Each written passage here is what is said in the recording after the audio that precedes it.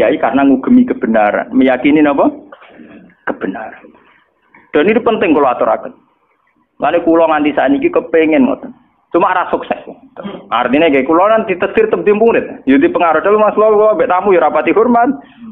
Kula mbek wong ya rada angel petokane.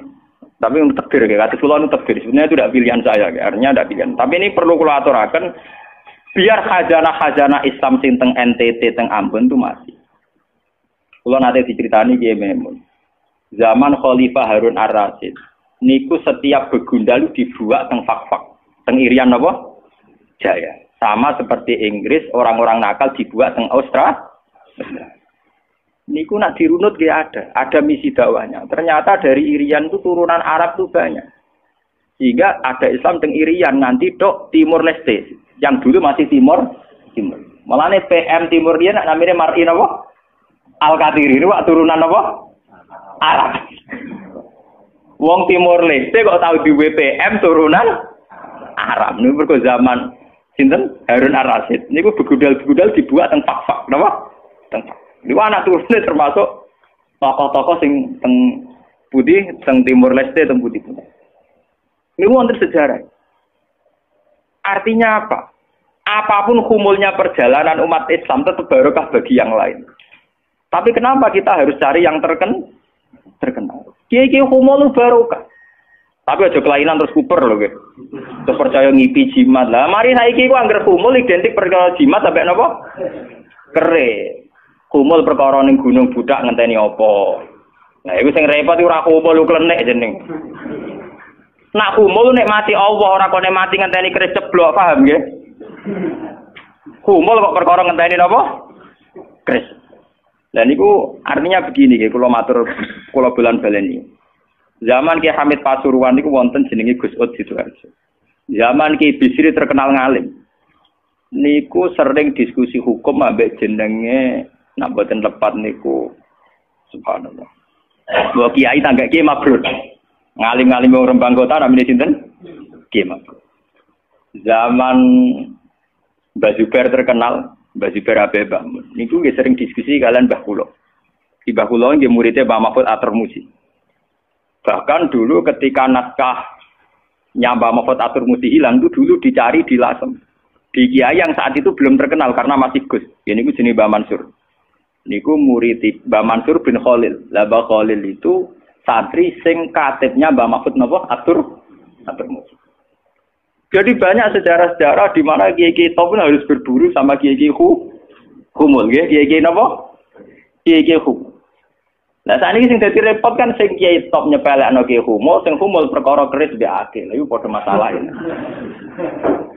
Padahal andekan seperti cerita-cerita dulu Imam Syafi'i cari Saiban Ar-Ra'i, Sayyidina Umar cari Uwais Al-Qarni. Itu akan stabil Islam. Artinya stabil begini loh. Orang merasa Islam itu nyaman bukan karena derajat-derajat duniawi. Selama ini kita akan begitu. Wajar kiai wayem. Umpamanya di mobil, di duit. Artinya umat itu belum bisa menafsirkan nak kiai ayam karena tingkat kecintaannya pada kebenaran itu maksud kula. Paham ya? Tapi dengan ada kiai yang tidak terkenal, dia rapati di duit, kok tetap nyaman, berarti kan bukti tingkat kenyamanannya dia faktor kebenaran. Dan dua kubu ini harus ada terus, paham ya? Untuk menjaga kestabilan Islam. Dan dalam semua sejarah itu ada, kula punya datanya. Lu Abu Hanifah terkenal lu nembe gara-gara murid-muridnya. Abu Hanifah terkenal rumah samu koyo Imam Syafi'i boten. Dekne iku tukang kain ning pasar. Ku bedino ya dul kain. Adekne wong alim, angger wong rono jebule ra pe tuku kain, perkara takok hukum. Wah, angger wong debat ra perkara nyang-nyangan, bantah-bantahan ambek sing takok. Terus terkenal wong alim dia dul kain. Akhirnya populer. Dadi dekne iku terkenal keulamaan iku kok toko kain. Akhirnya diabadekno saiki asline bakal kain ngoten mawon. Ya ana ulama terkenal liwat jalur toko napa? Sesuk tokone bangkrut mergo grong-grono takok hukum. Niku sinten? Abu Hanifah. Saniki mboten rapati ngalim ngetokno kiyaine. Kula niku bertahun-tahun di kanca sing ora kula ngalim nggih kathah. Saniki yo getun mergo anak kula wong ngalim. Lah kaya kula wis repot kadung ngono anu repot. Muga-muga kaya roken humul. Mun kula terusaken nggih. Dadi wau nggih dadi fatwa ulama yang tidak ijma itu tidak harus diikuti. Wal ulama fil haqiqah umara fa ulul amri. Jangan sampai ketika takbir Allahu Akbar itu hanya kepanjangan, karena nanti jadi istifham. Apa? Misalnya Allahu Akbar kan jelas itu kalam khobar, kamu berikrar. Ya Pak, kalau tembriki mulang ya, kalau tajwid itu kan urusan talaki, sama nih so ngaji ini guru-guru tajwid secara talaki, karena tajwid itu nggak bisa diajarkan seperti ini, harus apa? Talaki. Tapi saya pastikan secara makna itu asal usulnya itu ya karena makna, bukan karena tajwid, asal usulnya karena makna. Ketika seorang mukmin, seorang yang sholat itu bilang Allahu Akbar itu kan ikrar dengan kalam khobar bahwa Allah itu Maha Besar. Ya sudah, harus hamzahnya satu, yaitu milik Allah. Ini bawa panjang. Jadi istifham kan? Jadi apa? Allahu Akbar. Apakah Allah itu Maha Besar? Ya itu kan ya setengah kafir. Tapi pit kafir wong goblok kan yo. Ya alhamdulillah kok sing makmume ya alhamdulillah ra paham wis. Pira-pira gelem ngimami. Ya tahqiqul hamzah, ya tahqiqul hamzah duri qiraah oleh seorang. Kal qiraah kan saduri qiraah oleh seorang marana iku bi qiraatin lan qiraah. Nggih kula terangno nggih dari segi napa masalah tajwid kan jelas talaqi. Nggih tahqiqul hamzah, ya tahqiqul hamzah itu kan kita punya guru. Kebetulan di bab-bab tertentu kita tahqiq, hampir rata-rata kita ini bacanya tahqiqul apa? Hamzah.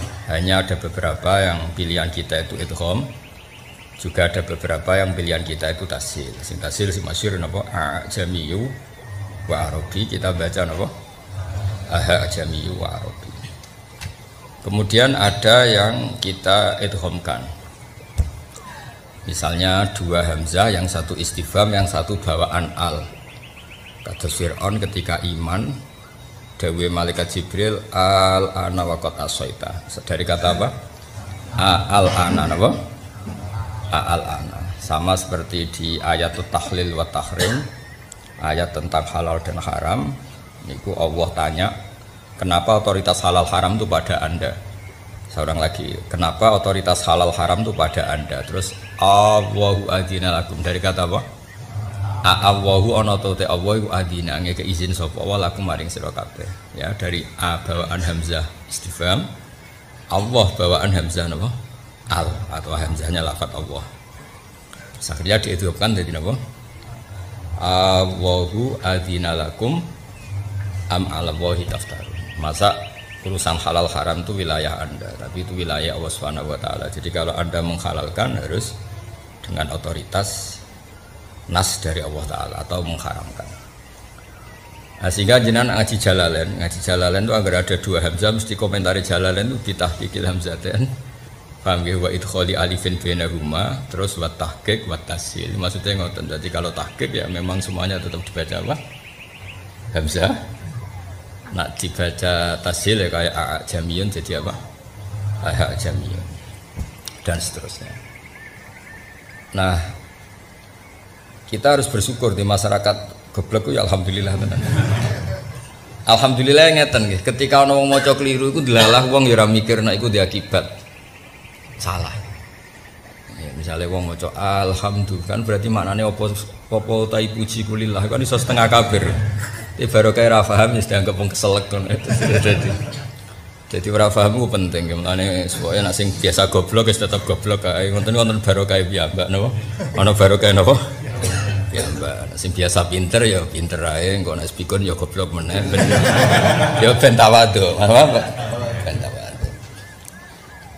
Dan misalnya kados ngeten sing muin keras, ya fatul muin sing aran muin, aku keras betul. Jangan sampai ketika takbir Allahu Akbar itu hanya kepanjangan, karena nanti jadi istifham, apa? Misalnya Allahu Akbar kan jelas itu kalam khobar, kamu berikrar. Ya Pak, kalau tembriki mulang ya, kalau tajwid itu kan urusan talaki, sama nih so ngaji ini guru-guru tajwid secara talaki, karena tajwid itu nggak bisa diajarkan seperti ini, harus apa? Talaki. Tapi saya pastikan secara makna itu asal usulnya itu ya karena makna, bukan karena tajwid, asal usulnya karena makna. Ketika seorang mukmin, seorang yang sholat itu bilang Allahu Akbar itu kan ikrar dengan kalam khobar bahwa Allah itu Maha Besar. Ya sudah harus hamzahnya satu yaitu milik Allah. Karena bawa panjang. Jadi istifham kan? Jadi apa? Allahu Akbar. Apakah Allah itu maha besar? Jadi itu kan ya setengah kafir. Tapi ketika kafir orang goblok kan ya. Ya alhamdulillah kok sing makmume ya alhamdulillah ra paham wis. Pira-pira gelem ngimami. Dadi ngene iki alim wis ra. Kiai alim wis bingung kabeh wis. Kula nu sering jagongan kandhani kiai alim. Diloroi terus dadine ku mutung. Alhamdulillah diloroi ku mutung dibarok kok goblok terus. Tapi mbok salahno ndekne ya ora niat ngono. Ndekne menjaluk takoki makna kabar piye Allah Maha Besar. Saiki makna terserah sing krungu apa sing ngomong. Yo ora sing ngomong ora. Makna lho terserah sing ngomong ta sing krungu.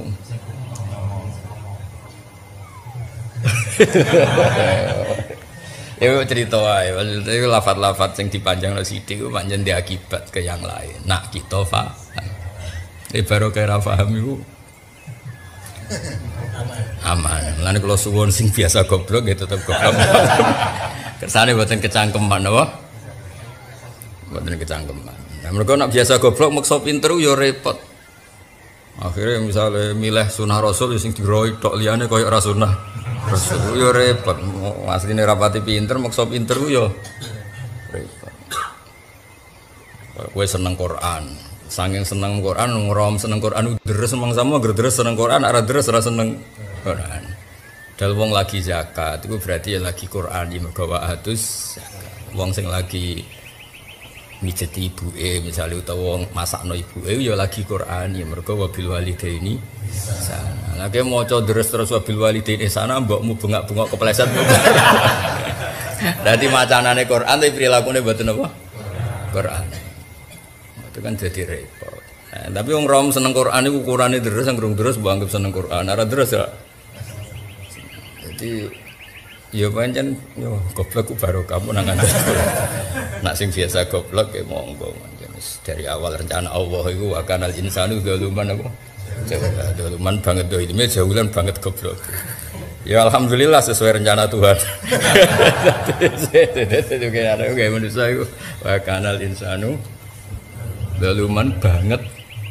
Zalime argo zalim anut wazan mubalaghah dadi apa?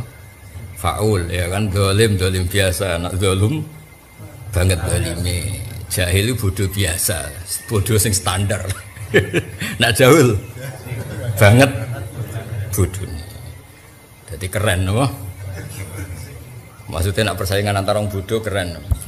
Jadi mana ketemu mergo bodone papan atas. Bodoh ku ya ana kelompoke no. Ya monggo nak damel partai.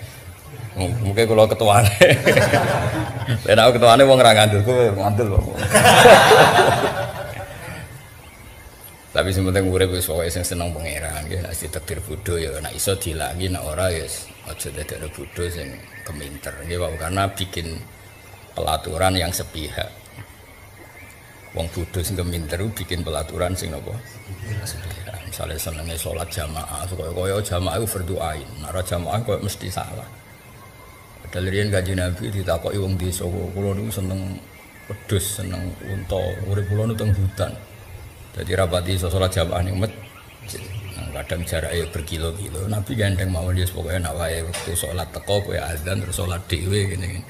Lah jenis kaya iki kon jamaah ra sida Islam malah repot. Pamane nek pas jamaah terus kebune ilang malah nuntut Islam malah panjang. Duit kas masjid digo bayari wedhus ilang. Gara-gara jamaah wedhus ya. Ilang wis barno ngono ngisane ngono no. Engko ya ana sing sregep ngimami, mergo ketua takmir utawa lagi pengurus masjid. Sekali di PHK ya mutuh. Pancen sregepe jamaah mergo sedang pengurus apa? Masjid. Ra pengurus ya wis dangtek no. Ya ora sing ora ngajar. Dhuwur sing imam iki, asar sing imam iki bareng aku jamaah dhuwur dalem imam asar ra cocok. Ya wong akeh lho. Ya wong akeh. Ya macam-macam. Nah, tapi kalau pastikan Kadang-kadang bodho ku ya ana hikmahe wae. Wong Allahu Akbar didawakno ya ora ono sing komplain. Sing komplain nak muin mergo wong pinter. Mulane jare sing kiye-kiye Jawa nak maca muin ono-ono wae sing aran muin. Wong Jawa ku ora ngefek ngono. Wong Jawa dikandani Allahu Akbar. Kan gak ngefek to. Duka nak wong kudus ora roh. Sing misale ning desa-desa ngefek gak. Mboten. Santai ya. Ya pancen ora nak salah. Sing maca ya ora nak salah, sing ngrungokno ya ora salah. Dadi alhamdulillah padha. Kadang kula gitu protes iya. Gus bodho kok alhamdulillah. Lah alhamdulillah sapa ora lillah. Bocah kok geblek.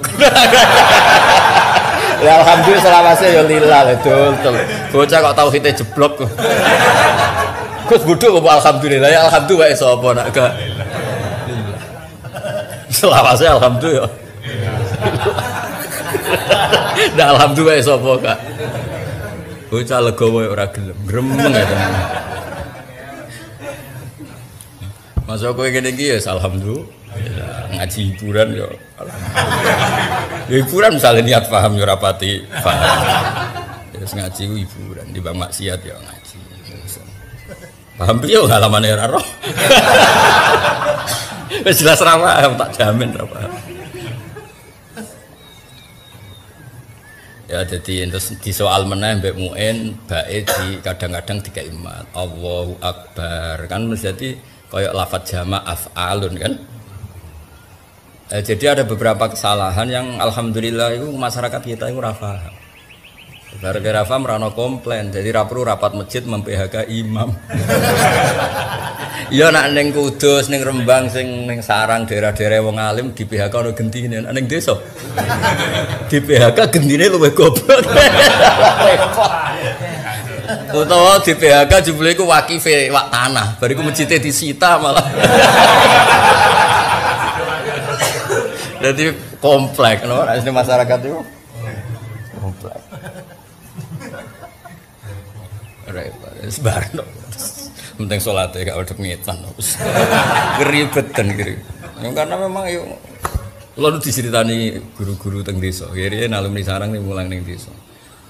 Yuk nak mbah tua is tua kuno. Sholat tuh ngeten, ketune ngeten. Bareng angger sujud yuk kena ketune. Wong kena ketune. Rumangsane dekne ditertibno. Mbah nak sujud yuk butuhe buka sithik. Jebule gak buka bathuk, isuke ra salat.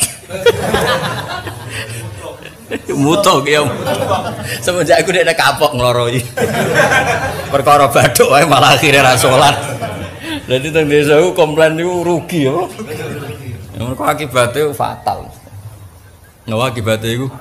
Jajal bojomu loro-loro nek ra mulih. Ora ana kamu sing wong wedok diloroi tambah apik ora. Nak nantang minggat iya. Ya nak minggat ra apa-apa nek sing dirafak. Wong omah wae ndekne derajat wae ndekne. Tapi derajat ndekne kaya gus-gus debutan dadi mantune kiai kan ana bunyaine te ora ana kiyaine. Kiyaine sing cantel to. Sing anak kiai sing wedok. Derajat numpang ini wis ora usah komplain.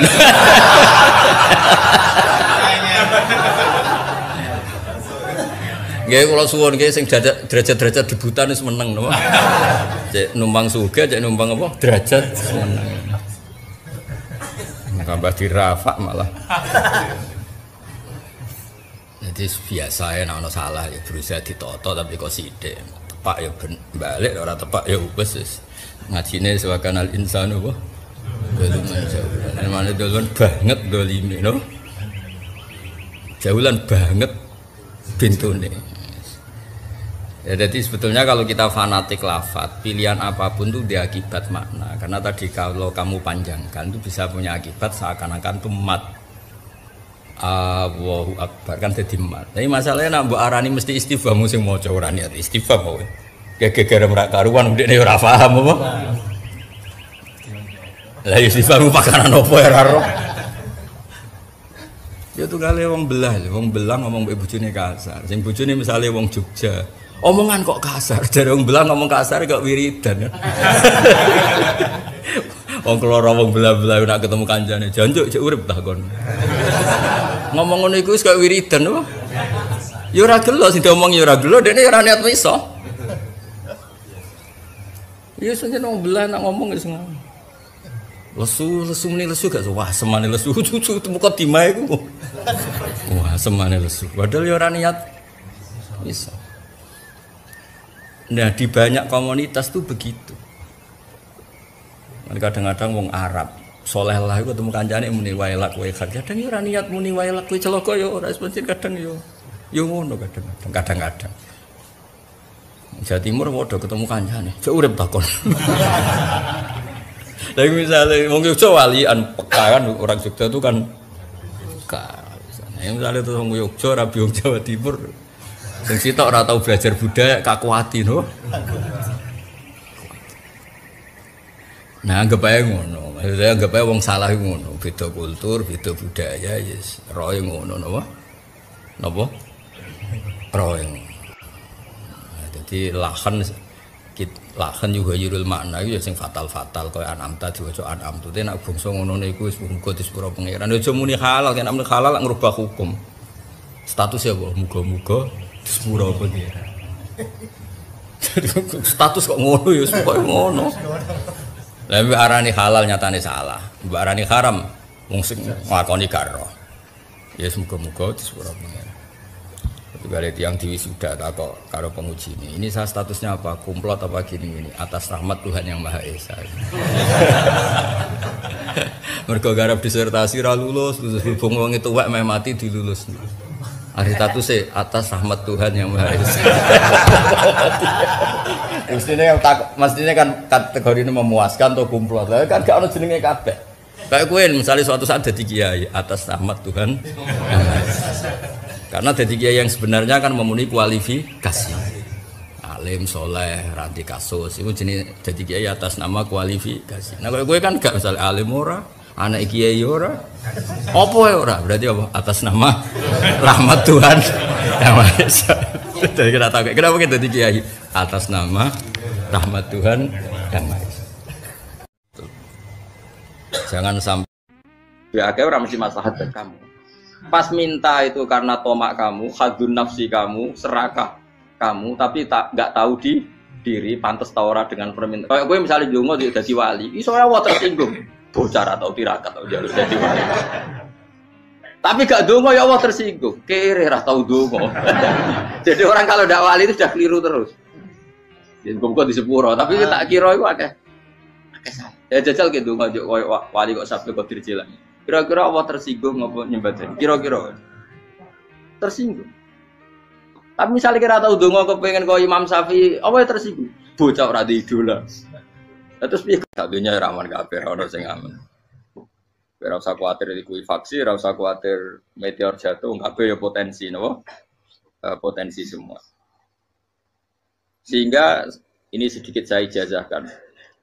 Suatu saat kata Rasulullah, saya yang Mu'ad melihat kamu hanya sejengkal di depan para ulama ketika nanti di akhirat. Terus Mu'ad tanya, Rasulullah tanya, kenapa kamu hanya satu jengkal dengan derajatnya para ulama ketika sowan Allah? Terjawabnya Mu'ad, kamu punya amal apa? Terjawabnya Mu'ad, ya Rasulullah, saya tidak pernah melangkahkan satu kaki, kecuali saya tidak pernah yakin apa bisa melangkahkan kaki yang satunya. Dan saya tidak pernah mengunyah satu makanan kecuali saya juga tidak pernah yakin apa bisa menelannya. Dan saya tidak pernah bernafas satu nafas kecuali saya tidak yakin apa bisa nafas berikutnya. Saking dia tergantung ta'aluk semuanya sama kudrahnya Allah Subhanahu wa taala. Kalau kita ini kan sok. Kalau makanan sudah di depannya kayak pasti bisa makan. Kalau dia sudah sehat jalan seakan-akan pasti bisa meneruskan. Padahal 0, sekian detik gue melaku dihantam mobil ya selesai. Misalnya setrup ya selesai, tidak bisa jalan.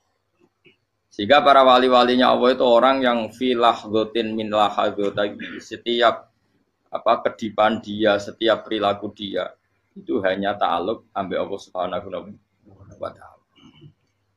Itu yang di risiko makom ini, ya semua makom tak ada risikonya. Risiko makom ini itu biasanya dia lupa doa. Kenapa lupa doa? Karena doa itu terdefinisikan. Tak wari ilmu hakik harus rungokno, serap paham lah, tak ulang no. Ya resiko ilmu saya ingatkannya. ilmu itu kan ada dua. Ada ilmu yang karena didefinisikan. Dan itu akhirnya menjadi masalah. Sebenarnya ilmu itu tidak perlu definisi. Kedua, ilmu yang kita rasakan. Misalnya gini, kalau sama saya tanya, kamu pernah nggak minta jadi punya uang banyak? Nggak, tanya, pernah nggak minta? Terus artinya minta itu apa? Terus kita mendefinisikan. Menengadahkan tangan, bilang ya Allah, saya minta uang banyak. Saya minta ingin beli mobil. Itu namanya apa? Tidak jawab saja. Doa kan? Itu kesalahan kita. Kesalahan kita mendefinisikan doa itu misalnya menengadahkan tangan dan memohon dan menyebutkan permohonannya itu terus disebut doa.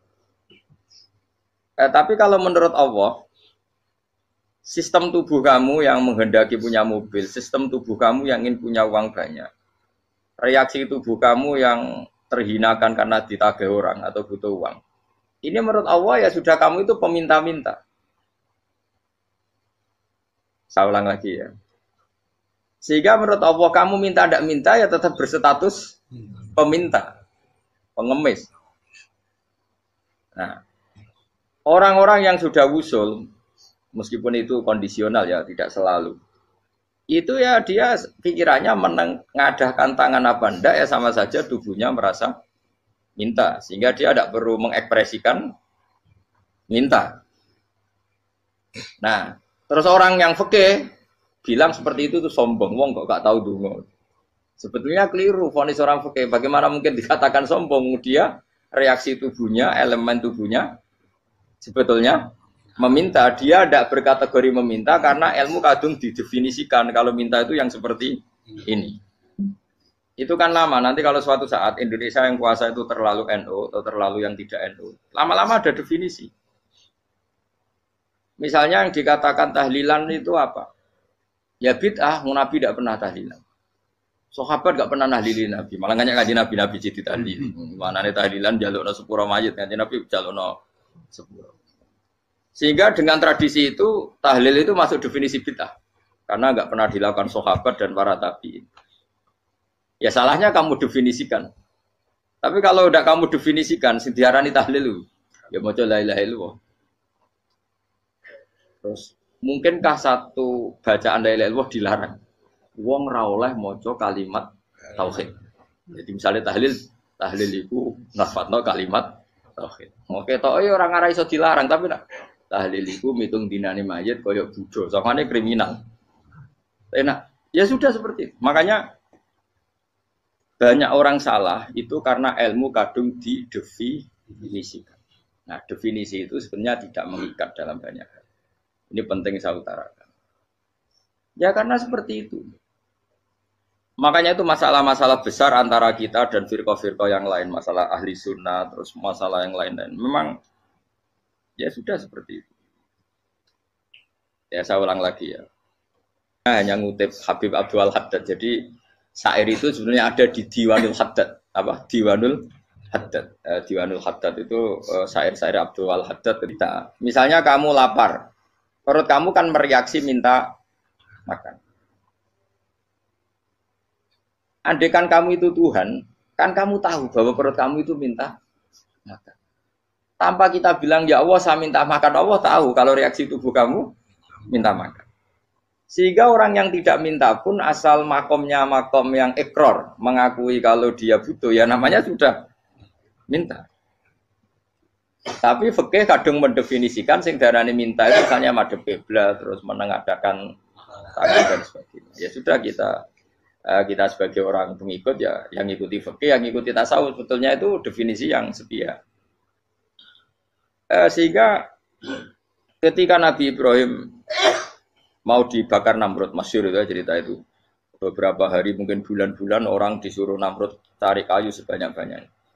Ketika kayu sudah terkumpul mungkin satu lapangan, Ibrahim mau dibakar. Pegawai ini Namrud tuh bingung caranya mencalok Ibrahim. Mereka saking gede nih, apa? Api. Nak dicalok ke adoh, itu ratok tengah. Nak diparekno, itu kepanasan. Masyhur. Terus setan zaman itu orang akeh, jadi setan tenan. Saya kan duplikatnya sakeh, jadi setan ratau muncul. Wong duplikatnya wis napa? Akeh. Singkat cerita setan itu muncul pura-pura jadi manusia terus ditemukan manjane. Manjane ya semacam ketepil besar yang jadi mana ya dari kiai-kiai ketepil itu haram mergo penemune setan. Jadi ini tuh. Tapi nak manjane penemune setan itu betul walhasil terus dibikinkan satu manjane semacam ketepil besar terus Ibrahim dilemparkan ke api. Lewat apa? Ketepil tadi idenya siapa? Setan. Nah ketika di tengah api itu unik. Kata malaikat Jibril datang terus tanya sama Ibrahim, ya Ibrahim apa kamu butuh saya? Butuh. Alakah hajah apa kamu punya kebutuhan? Jawab Ibrahim lah, saya tidak punya kebutuhan. Amma ilaika fala, kalau ke kamu ndak. Karena kamu makhluk, apapun keren kamu Jibril tetap kamu makhluk. Amma ilaika fala. Ndak maksudnya butuh ke Allah nanti saya nyampaikan. Mana dinya Nabi Ibrahim, kalau Allah tidak usah kamu sampaikan ya sudah tahu. Gua ambek Jibril. Oh, anak gue ditekak mana? Ya saya ulang lagi, apa kamu punya kebutuhan? Alaka hajalah ama ilaika fala, kalau ke kamu ndak. Ndak maksudnya butuh ke Allah nanti saya sampaikan. Karena Jibril yang mentang-mentang dekat sama Allah dan tukang memberi informasi. Tapi kata Ibrahim, kalau ke Allah sih tidak perlu kamu, dia sudah tahu. Nah itu terjadi namanya Habib Abdul Haddad Masyhur itu apa? Hasbi min su'ali ilmuhu bihali. Jadi cukup ilmunya Allah itu menjadikan saya tidak perlu minta. Hasbi min su'ali ilmuhu bihali. Jadi ada kondisi tertentu yang para wali itu, saya ulang lagi, kondisi tertentu yang para wali itu ya tidak minta. Tapi kalau itu ditiru jenengan semua ini jadi keangkuhan. Kenapa? Wes ora ndonga tangane ditenangano, atine ya ora eling pangeran, kan akhirnya ra njaluk tenan. Lha kuwi aja niru wali-wali. Nah, wali-wali itu kan misalnya tangannya tidak menengadah tapi semua sistem tubuhnya merasa butuh sama. Saya itu pernah ya. Tapi itu kondisional dan saya juga ngulang enggak mesti bisa. Ketika saya umroh itu pernah saya ada satu kondisi itu doa ya di putaran pertama, Bos. Di putaran pertama saya berdoa ya agak banyak di multazam. Putaran kedua mau berdoa sudah tidak berani lagi. Sampai ke-7. Hari kedua ya tidak berani, hari ketiga enggak berani. Nah seperti itu tidak bisa dibuat-buat meskipun saya juga agak ingin. Tapi ya pas itu ya enggak bisa. Gara-gara itu korban kitab hikam, ya kitab hikam yang terkenal. Kitab hikam itu pernah cerita gini. Rubbama dallahum al-adab ala tarkit tolak. Terus di antara makalahnya itu wa inna ma yunabbahu man yajuzu alaihil ikhfal. Tapi kamu jangan niru dosa kan. Tapi jangan ingkar ilmu ini tambah dosa kowe. Jadi niru ya dosa, ingkar ya dosa. Jadi ada seorang wali kata hikam. Kadang-kadang seorang wali itu mau doa diulang itu sungkan. Kenapa? Yang perlu diingatkan itu yang potensi lupa. Allah kan masih ingat doa kemarin. Loh itu gara-gara saya sebelum umroh itu mensinau kitab hikam itu agar itu kok. Ya Allah, sing tak dungani wingi ejek eling kok tak eling no meneh kan. Tapi kan akhirnya dungane eling. Ya Allah kayak kemarin. Hari ketiga ya Allah kayak. Makanya menurut saya ilmunya orang hakikat itu juga ada sisi kriminalnya karena ya tadi. Tapi kamu ingkar ya keliru. Memang Allah enggak mungkin lupa, ngapain kamu ingatkan. Makanya menurut saya Allah itu mandat terbaik, bener-bener Rahman Rahim. Mestinya nak Allah terbaik, kowe ndonga bedino malah ngamuk. Lah aku lali tapi mbok ilang eling dong. Tapi Allah itu ya maklumi, memang yang mungkin lupa. Wong Allah tidak pernah lupa kok, kamu ingetin terus. Atau kamu menggurui Allah, yaitu ya Allah nang sebadani kalau di duake, padahal enggak mesti maslahat bagi kamu. Duake ora mesti maslahat bagi kamu. Maka ada sekian contoh yang wali itu dibully pangeran. Saya sering cerita, banyak cerita wali itu dibully pangeran, digarap ya pangeran. Ini gara-gara salah itu. Saya pernah cerita dan itu ada di hikam betul di kitab itu. Itu ada. Ada wali itu tukang hamal itu manol di pasar itu tukang angkut. Jadi kalau ada orang bawa barang berat diangkut dia, terus misalnya kalau dulu mungkin ya ke kereta atau ke singkat cerita terus diupahi. Setelah dapat apa dia pasti pulang karena dia hanya butuh makan satu piring karena dia tirakat makan satu piring untuk ibadah 24 jam. Singkat cerita dia ngeluh ya Allah, kamu tahu, engkau tahu saya ini pecinta engkau. Saya ini hanya butuh makan satu piring untuk kuat sholat. Tapi kenapa harus jadi juru Manol, berilah saya rezeki yang tanpa kerja. Selang sekian hari dia dituduh maling. Terus di penjara, terus dapat rezeki tanpa kerja. Dia ya Allah kenapa jadinya gini? Kan kamu minta rezeki tanpa kerja. Ya itu penjara itu rezeki tanpa kerja kan. Jadi Allah memperlakukan para walinya itu memang unik. Ya kadang dibully. Sehingga dalam cerita-cerita kenabian, kata Qadiyat itu, nggak ada orang yang sering dibully Allah kayak nabinya.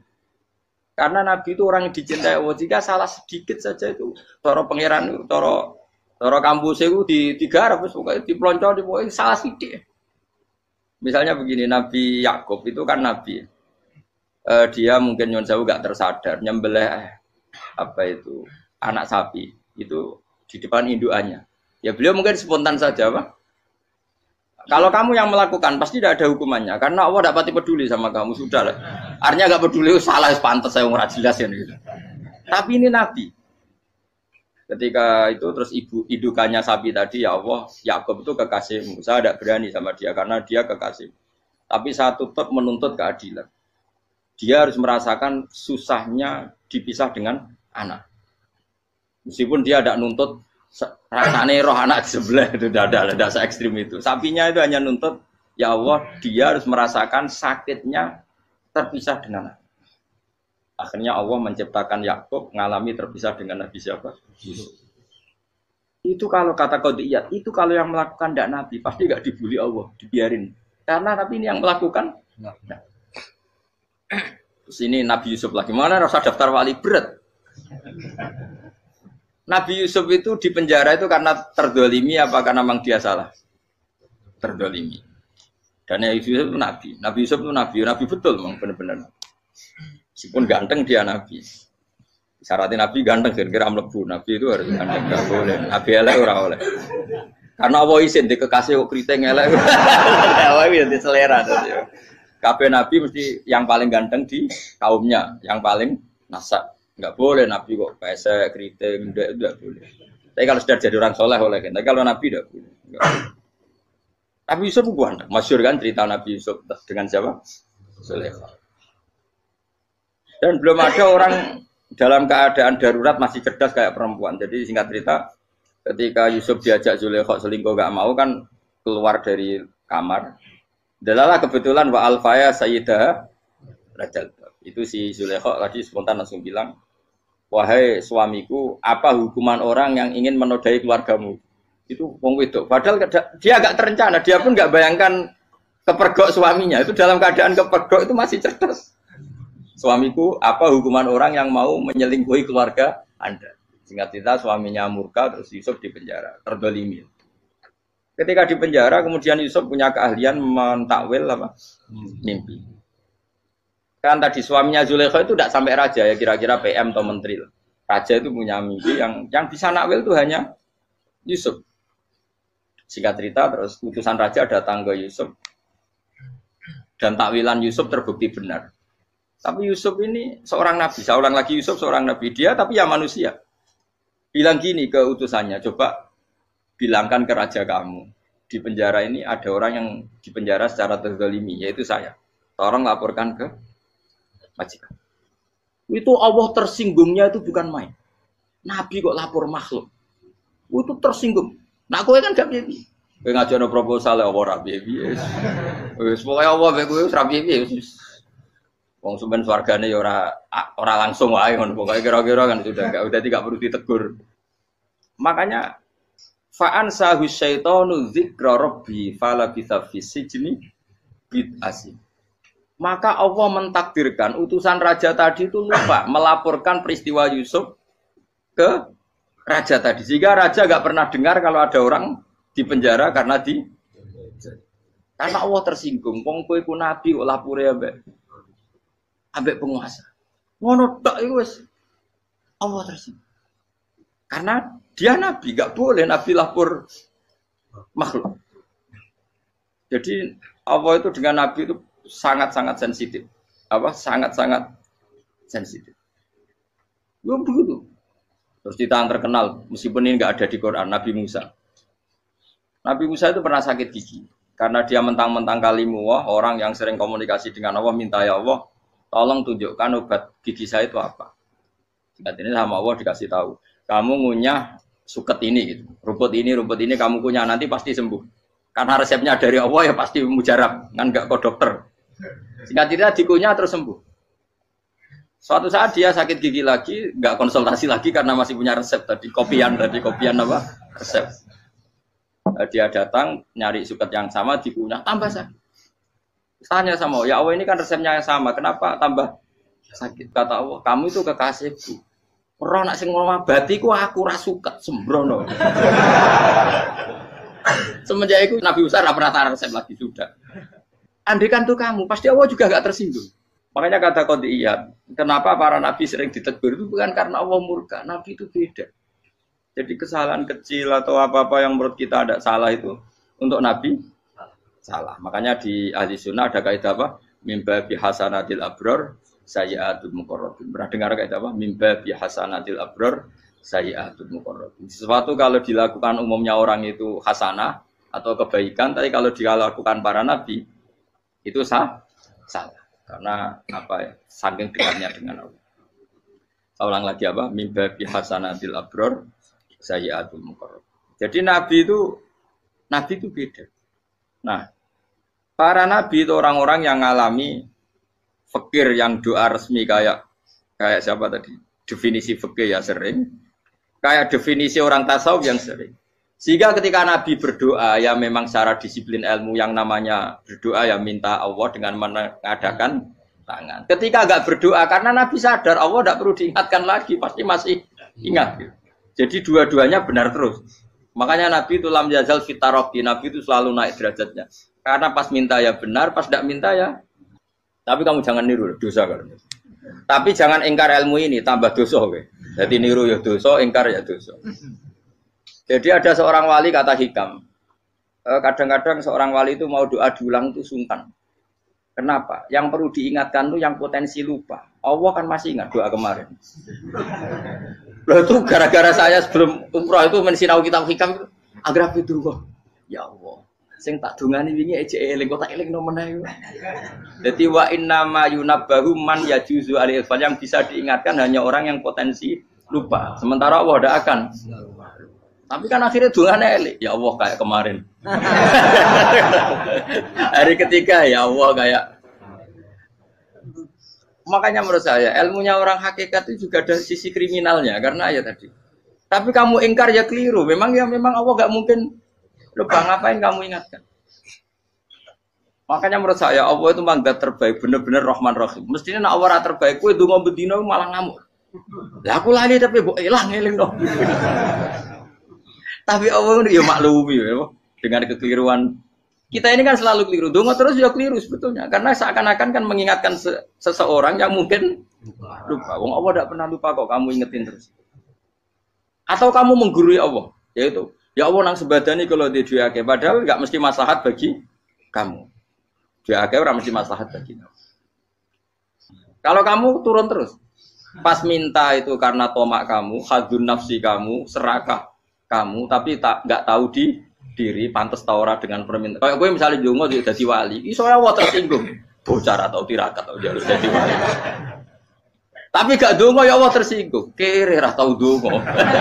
Jadi orang kalau tidak wali itu sudah keliru terus. Jadi gue di sepuro, tapi tak kira itu akeh salah. Ya jajal gitu dongo wali kok sabtu kok dirjelan. Kira-kira Allah tersinggung ngopo nyembah. Kira-kira tersinggung. Tapi misalnya kira tahu dongo kepengen kau Imam Syafi'i, apa yang tersinggung? Bocah ora di idola.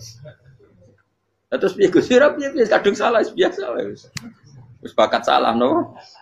Bakat salah.